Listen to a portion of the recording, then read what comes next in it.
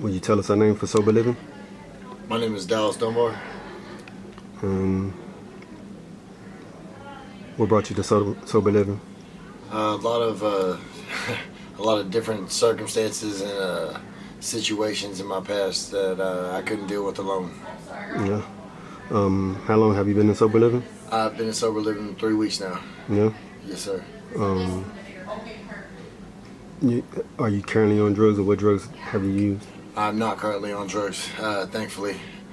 What drugs have I used? I was a meth addict for quite a while, and I used just about anything that would numb feelings of anything really. How long were you on meth? About off and on about 10 years. What got you on? What made you start? It started as just an escape from all the realities that I couldn't, I guess, face by myself. And I felt, well, this is a good way to numb that. And at first it was just kind of a little here and there, just party, this and that or whatever. And then I would just started getting more heavy into it until I got to a point where I relied on it to wake me up in the morning. I felt like I'd get damn near sick if I didn't do it. And how long were you on it? Until off and on 10 years. So what's your story? My story is I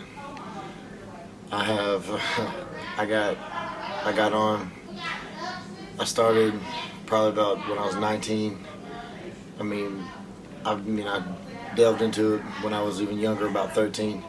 And then about 19, I started picking up a little more profusely right after college. And then I had my stints in prison because I had to take anything that wasn't nailed down. And I would just continue to try to do anything I could to feed my habit. And it's a very expensive habit to feed when you need it daily and continuously. And it just continued on. And then I'd have little spurts of sobriety. And during my spurts of sobriety, during one of my longest stints of sobriety, with 3 years, I had 3 beautiful children. And that was my everything. And then I didn't know what I had. Everything started feeling like it was going too good, and ain't nothing ever went good in my life. So I started, the devil started talking to me, and it was like, hey man, nah, there ain't no way shit can go right in your life. There ain't no way. And I let it creep back into it, and then I started getting spiraled off again. And then that's what led me to this last little stint of lockup I did, and then coming out into the sober living program. What led to you being locked up? What's the story behind being locked up? Me being locked up this time, I've done a few different stints in prison, but me being locked up this time, this is when I got real heavy. This is when I got real heavy into my addiction, the heaviest I've ever been by far. And it continued to hurt my family, hurt myself, hurt the family I came from, hurt the family I created. And I decided to hit a little, I guess you call it a dope fiend trifecta. I got assault, I got a theft charge, and I got a possession charge. My first possession charge I've ever had in my life. And I went down there and I just finally hit rock bottom, and then I found out rock bottom's got a basement. And I was locked in there. Then I decided that this wasn't it, man. This shit wasn't it. So I went in there and dried out for about a month, and then I got out, got into the sober living program because my family is really, really close with Jessica Dean, and she's running a fabulous program right now, and I just couldn't be more grateful for where I am now. What's one of the worstest things that you did while you was on meth? I can tell you hands down the worst thing I ever did was the assault charge that I got. My homegirl, we got into it real bad, and she came in there and busted me in my mouth, so I busted her back. But I used to box, and I'm really, really accurate with mine, and I messed her whole face up really, really bad, to where she got to have stitches and possibly surgery. You said that you had been to college, Yes, I was on scholarship for for cheerleading, believe it or not. How did that turn out? I guess that kind of went hand in hand with the rest of my addiction. I got kicked out for selling drugs because apparently they don't like you selling drugs to the college students when you're on scholarship for cheerleading. So they tend to frown upon that, and that was very short-lived. I only went for a semester and a half. How did you get into selling drugs? It was really easy to, whenever I'd go over to dude's house, and then I'd want to get high, and then it's really easy. He's like, hey, go sell this, and basically you get high for free. You just sell it to a couple people, and it's like, well, shit, that's good, because... We're doing interviews. But I don't know about that. So it just really became easy. Like he would just give it to me, and then I'd go sell enough of it to basically support my own habit. How well was you able to support your habit while you was on meth? Oh, it's gonna sound like an oxymoron, but phenomenally and horribly at the same time, because sometimes I would have everything that I thought I wanted at that time, and I'd have an ounce of dope, and I'd have a quarter pound of weed, and I'd have some Xanax, I'd have this and that, whatever. And sometimes I'd be over there trying to scrape a pipe, trying to be able to do a hot rail. So maybe I can get a little buzz. What's a hot rail? Hot rail is when you, it's basically like taking a dab with dope. What's that? Like a dab when you get it really hot, and then you get the pipe really hot, get your dope really crushed down, and then stick a tube on the end of that pipe, put that in your nose, and as soon as you put it in the pile and you go like that, it instantaneously turns it into smoke. Oh. It's like freebasing. So back to being in prison, like how long were you in prison for? I did 2 different stints in prison, altogether collectively about 4 years. What did you go for prison for the first time? Everything I've ever been in prison for is theft related. Burglary, rehabilitation, unauthorized use of a motor vehicle, credit card, debit card abuse, anything that could fuel my addiction and fuel my high. Were you using at that time? Yes. Yeah. How long were you using before then? Before you had went the first time? Before that was, I went to prison shortly after my first time. I went to prison shortly after I started doing it a lot more often when I was about 19, going into my 20s. And then I went to prison very shortly after that. And then that just continued to spiral out there. And I went to prison even longer. The second time, about 24. I got out when I was almost 26. Going back just a little bit, did you grow up having like a good childhood life? No. What was that like?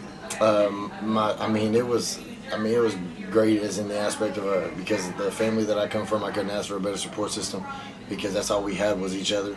So even right now, they still got me and still have me and want me to continue to be doing good. And they're some of my biggest supporters. But like there was 9 of us in a 1-bedroom trailer growing up in Seymour. Like we couldn't even reach the poverty line if we jumped off a trampoline. So you have 9. No, we had I remember a time we as kids went and stole a whole bunch of stuff in the neighborhoods because we heard my mom crying about the electric bill. Tried to help her pay the election. How many brothers and sisters do you have? I have 7. 7? Yes, I have 4 brothers and 3 sisters. All of them clean? Every one of them. So you're the only one that... my sister is reformed. She's a recovered addict. As I'm in recovery right now, I couldn't be more proud of her. No, good. She's Great. doing phenomenal. She owns her own house now. She's about to get married. She's doing all, but we were the only 2. Everybody else just smoked pot, did this or whatever. But me and her were the only 2 addicts. Is there like any reason why you say that you started getting on drugs? Just to try to feel something else than the bullshit and the monotony that just continued and just kept fueling it. I just felt like, damn, life sucks. I can't do nothing. I can't get nowhere. I can't do this. Well, shit, this makes me be able to not have to feel all that all the time. It makes me be able to be numb to it. All right. So what is your plans for while you in sober living? While I've been in sober living in just these short 3 weeks, God has felt the need to just inundate me with blessings, and I couldn't have asked for more. And I guess he realized with me that I'm a bit of a knucklehead, and I don't really realize it until it's a little bit too late. So he's like, I can't just give him a little blessing. I'm gonna have to smack this dude in the mouth with him, and I'm gonna have to just force feed him down his throat, and I'm gonna have to give him these blessings.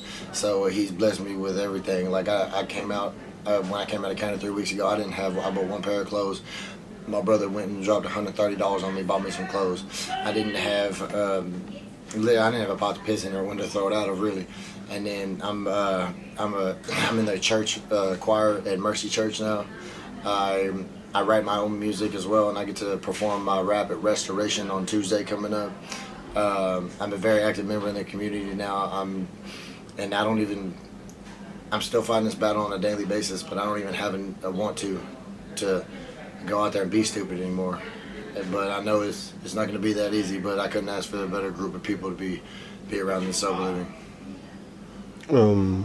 What are some of your short-term goals while you in sober living? Short-term goals is to maintain actual employment, to where because right now I'm just working on my bond, but maintain a job, get a job first off, get a car is one of the biggest goals short-term. And just be able to be a grown man, I guess. Like when I get a car, this will be the first car I've ever owned in my life, and I'll be 30 years old this year.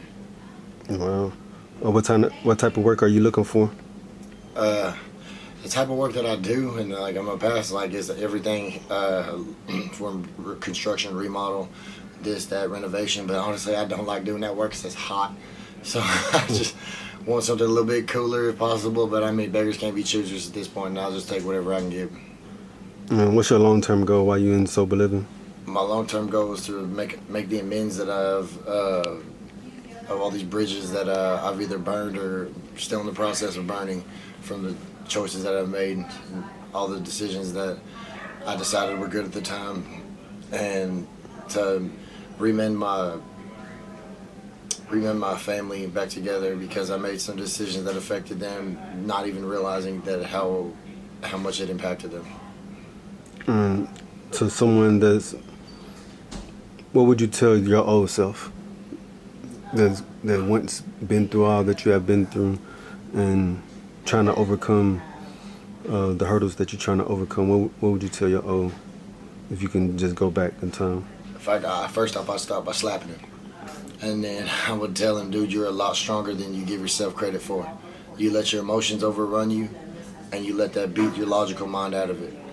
But you are a lot stronger than you ever gave yourself credit for. And there ain't nothing you can't accomplish, because I'm doing it right now and I'm living proof.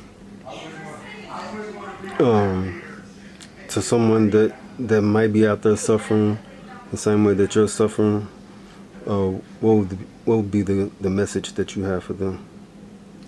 The message to be to them, couldn't be better than what the back of my shirt says. Addiction come out in the name of Jesus. And that's because you can't do this by yourself. You can't. I thought I could do this by myself. You cannot do this by yourself. And don't feel alone. Reach out. Reach out to somebody, somebody. There are people out there that want to help you. There are great people out there. I know it's scary. I know it's hard. But reach out there, because somebody's going to grab your hand. I promise you. And you can do this. Great. Thank you.